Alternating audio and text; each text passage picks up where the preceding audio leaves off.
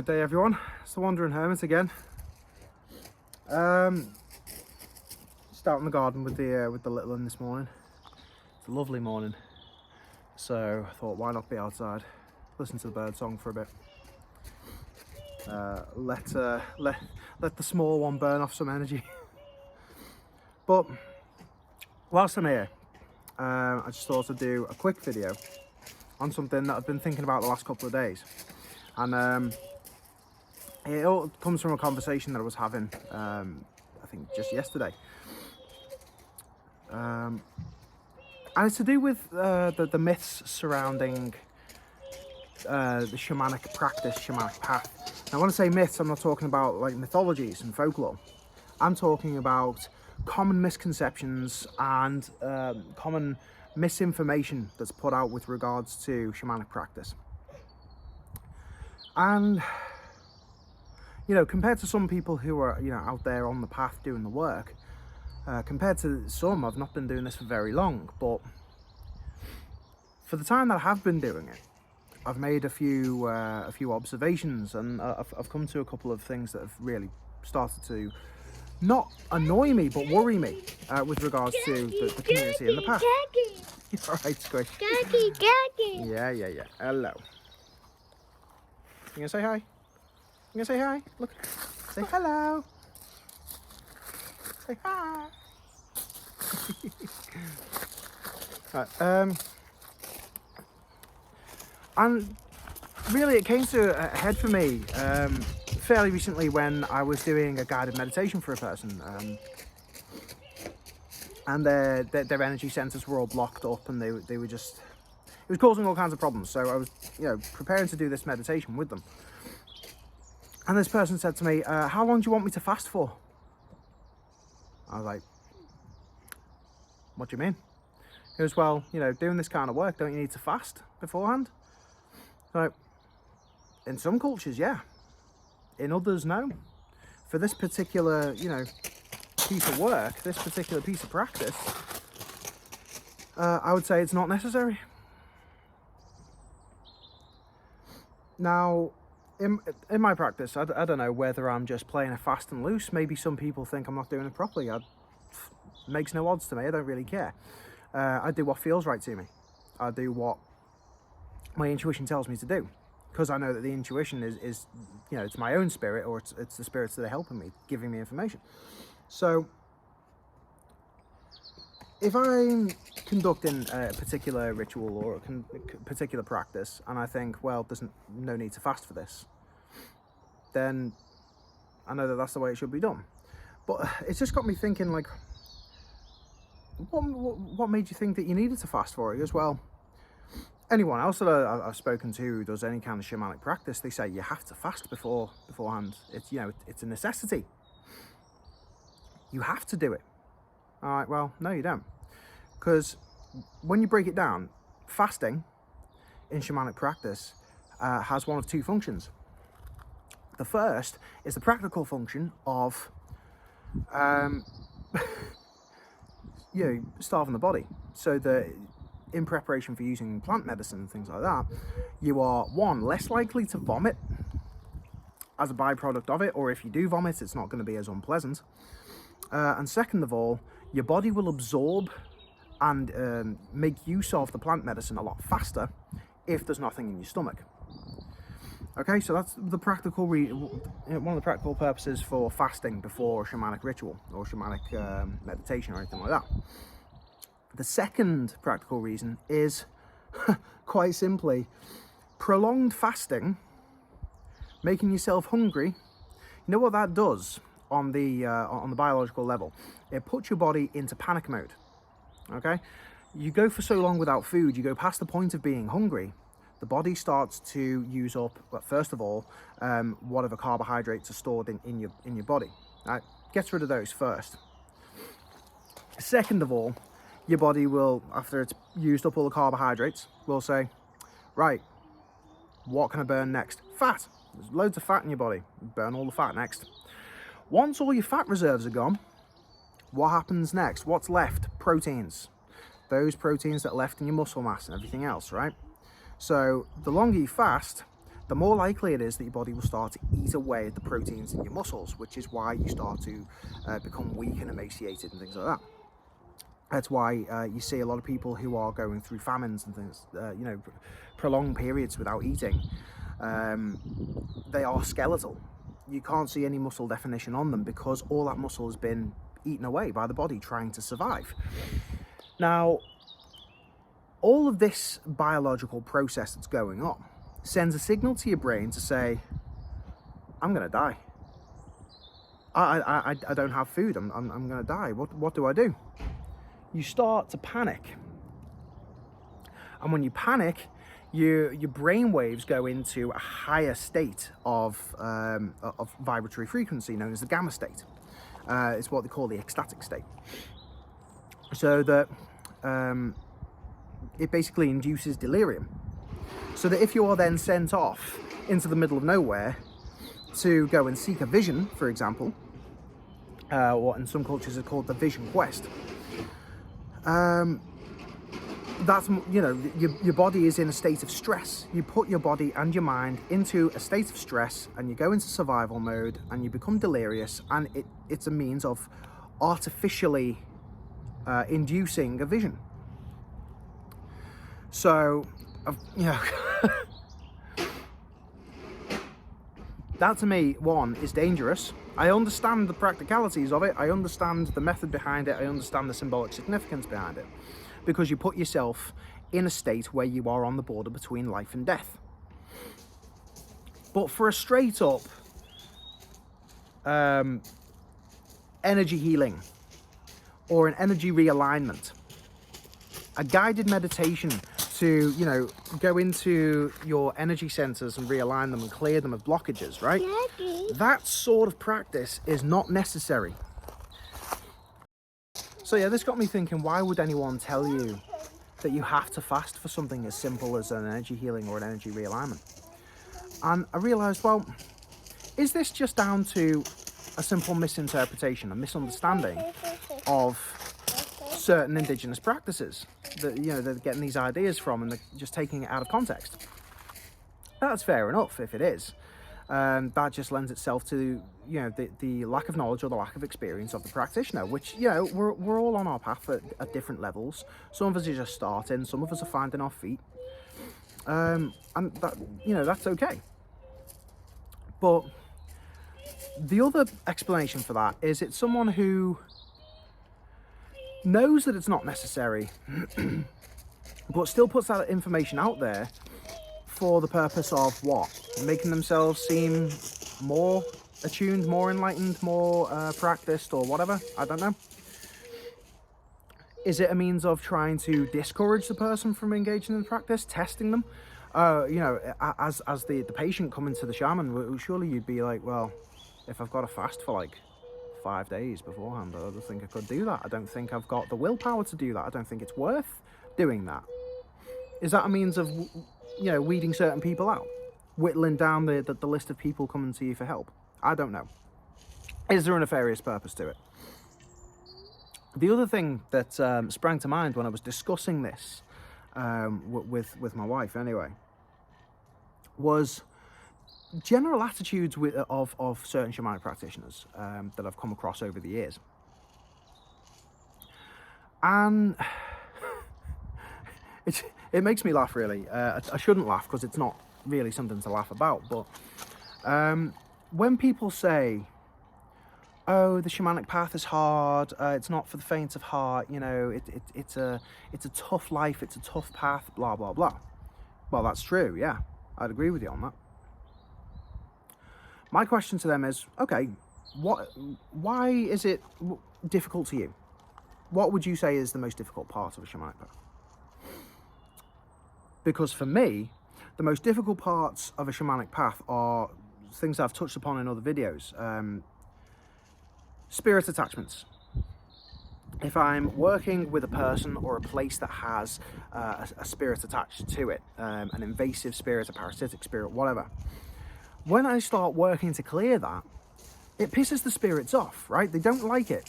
They've made a little home there, they're quite comfortable, they're quite happy, and then in comes the bloody human with his pomp and ceremony, with his rattles and drums and his chanting and going, go on, get out of here, you're not wanted. Daddy. How would you feel if someone came into your house and tried to evict you like that, right? Even if you were a squatter, okay? We get it.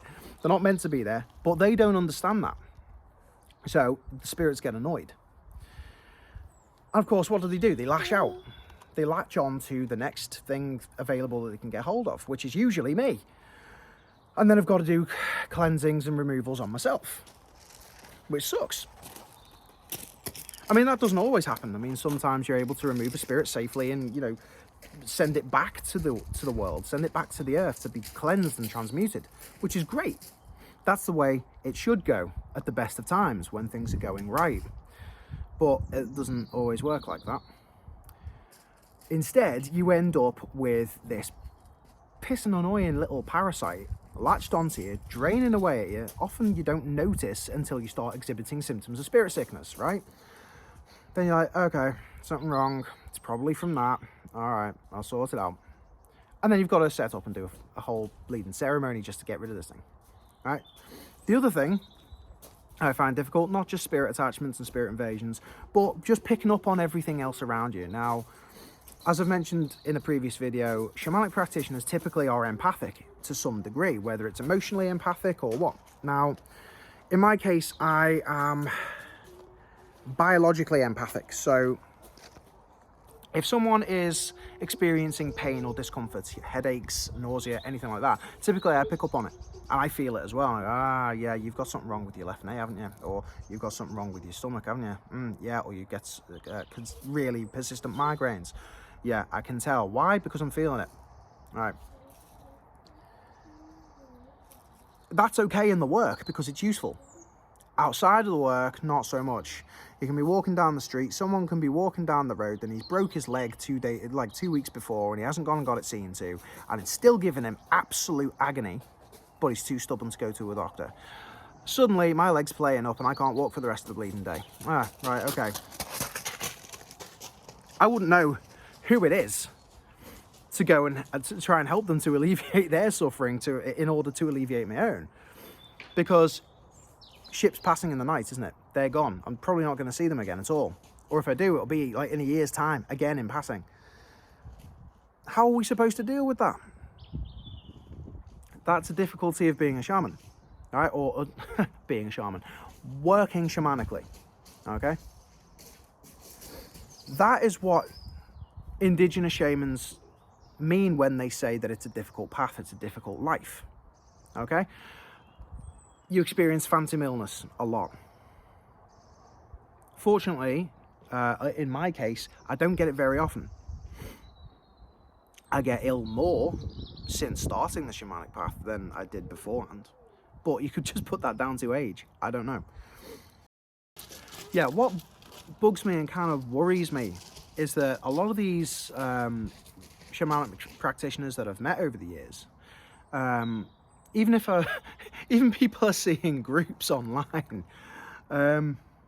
you know, that usually Westerners who have adopted shamanic practices, usually Amazonian or you know, Northern Native American cultural practices. They've adopted these, and they've taken the assertion of it's a hard life, it's a hard path, to sort of justify all of the dross, all of the drama, the negativity in their lives, family troubles, relationship troubles, financial troubles, whatever you want to throw out there. Oh, I've got this problem, 99 problems, but a spirit ain't one. They put it down to a byproduct of being on the path. They put it down to the universe or the spirits throwing trials at them to test them. And it's like, well, is that it, really? Okay, so your partner's gone off with your best mate. Is that the universe giving you a trial? Or did you just have a poor choice in man? Or a poor choice in best friend, or both? I've got financial troubles. Okay, is that because you're mismanaging your finances? You go into raves, you're going out drinking. You're buying loads of expensive clothes that you don't need. Whatever. A lot of the time, a lot of the problems that we face in life are just down to poor choices on our part. And I know that from experience. So I can't, in good conscience, go out there and say, oh yeah, well, you know, the shamanic path's really difficult. I'm having all of these troubles. I'm not having any troubles. That's the point. Or if I am, they're minor, okay, not worth talking about. But what this leads to, and this is why it worries me, is a lack of accountability on the part of the shaman, okay? So if they're trying to help other people, but they're not taking accountability for the crap in their own lives, and they're not looking to deal with it like in the normal human way, because they're not acknowledging that it's their own damn fault, they're blaming it on the spirits, they're blaming it on the universe. But they're going, oh, you know what, it's all good, I'm just going to let it happen because it's the universe testing me, it's the spirits testing me. No, it's something that you need to correct within yourself to make your life better and to put you in a much better, more stable position to help other people. So yeah, this kind of attitude, this thought process is something I've seen a lot in the shamanic community and in the magical community, spiritual community as a whole. You see it a lot with religious people. It's part of God's plan, etc., right? Lack of accountability. We as pagans and shamans and, you know, witches or whatever you call your practice, your craft, your path, the whole point is that we're meant to be moving away from that sort of dependency on a higher power, and that sort of lack of accountability for our own problems, our own actions and things, you know. And yet some people on the path, on the shamanic path, still fall into that trap. And it makes you question the validity of what they're saying. It makes you question their stability. It makes you question their credibility. And it's damaging, because if you are a person who is seeking the assistance of a shamanic practitioner, and then all you see of shamans is them pissing and moaning about their personal lives or their poor finances, and them not actually taking steps to do anything about that on the human level, it makes you think, well, they all look a bit wishy-washy, crackpotty, whatever. I'm going to go to someone else.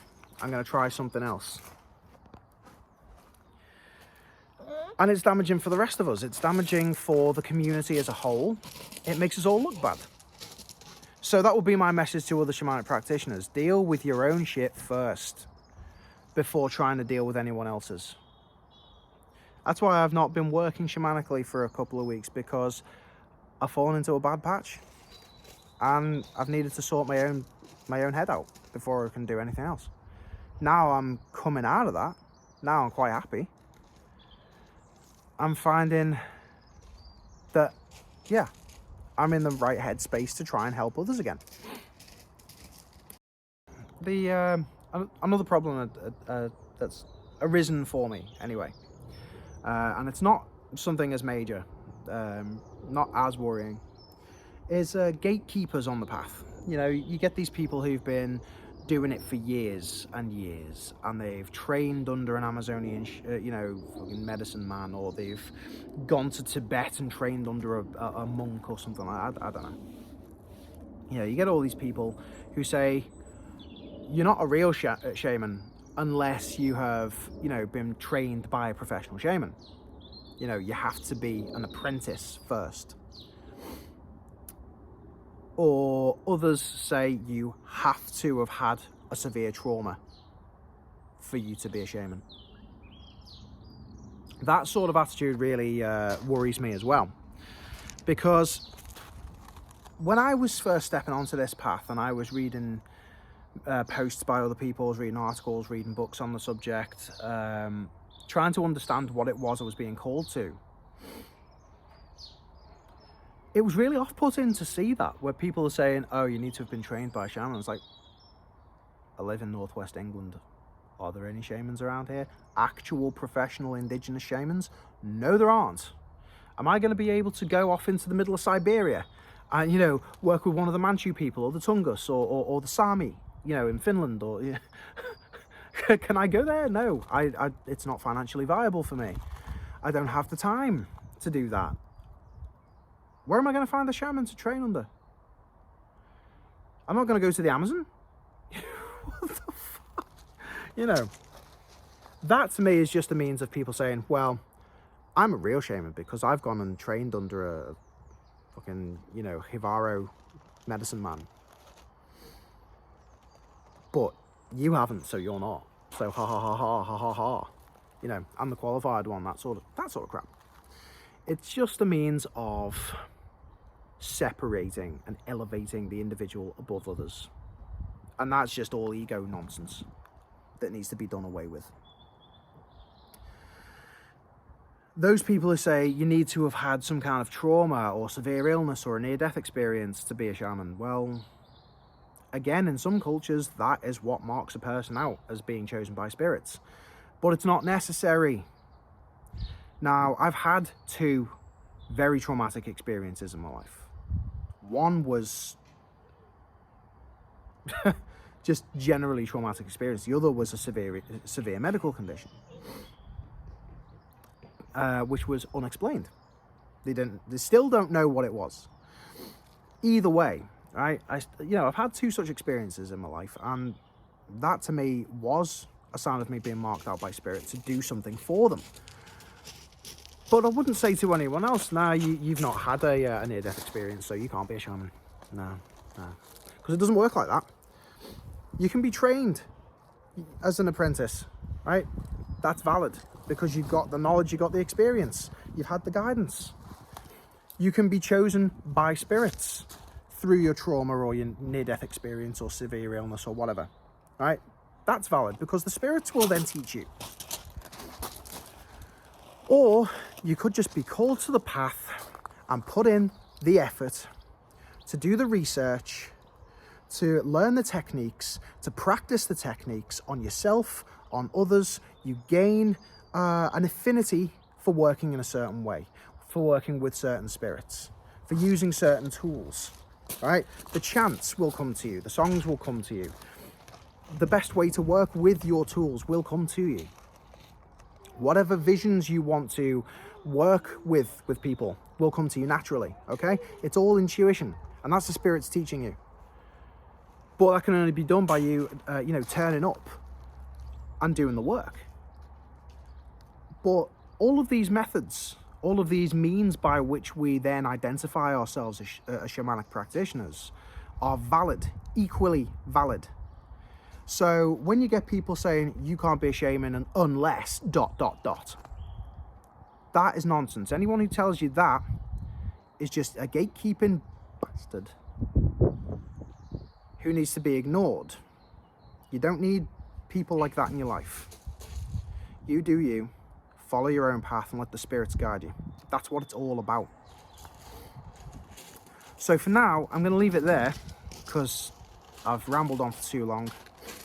I would like to do more videos on the subject of shamanism, but I want to move into the practical aspects. Best ways to drum, best ways to rattle, best ways to chant. From my own experience, obviously these are guidelines. If anything resonates with you, your task then is to take that and adapt it in whatever way feels right to you. But I'll go into that in future videos. So for now, thank you very much for watching. I bid you all a very good day or night wherever you are in the world. May God's go with you. Bye for now.